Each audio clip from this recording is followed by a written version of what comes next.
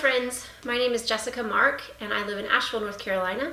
I'm an ortho-bionomy instructor and I want to invite you to our next Isometrics and Isotonics class with the lens of ortho-bionomy principles. So in isometrics and isotonics, we work with the readiness potential, the space before a voluntary movement happens in the brain. So much of what we do is about helping the brain and the body connect so that we have efficient use of movement and we have more fluidity and we really have effortlessness in our whole being. I'll give you an example, a self-care exercise that we are going to learn in this class.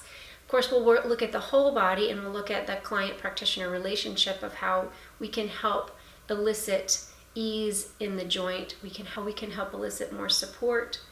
So one of the exercises is just an elbow exercise. So looking at the range of movement of my elbow in flexion and in extension. And in isotonics, we're going to start in the place that's easy. So we're going to start in the happier place. So does my arm move or have more ease in the extension or in the flexion? And for me, it's more in extension. So I'm going to begin there. And then I'm going to add resistance with my opposite hand. This is where the practitioner may come in if you're with a client. And I'm going to add that resistance for about 8 to 10 seconds. And I'm going to push against that with about 10% of my actual force. So it's not very much force. And then after that 10 seconds, I'm going to follow through in the direction that I wanted to go and let my brain recognize that direction. And integration is happening through my nervous system here.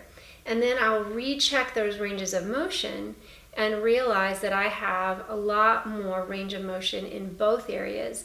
And I feel like they're actually more supported. So the extension doesn't kind of drop off at the edge there. It's got the support of the muscles that I use to also flex my arm. So that's a little bit about what we're talking about in the isometrics and isotonics class coming up. I hope you'll join me.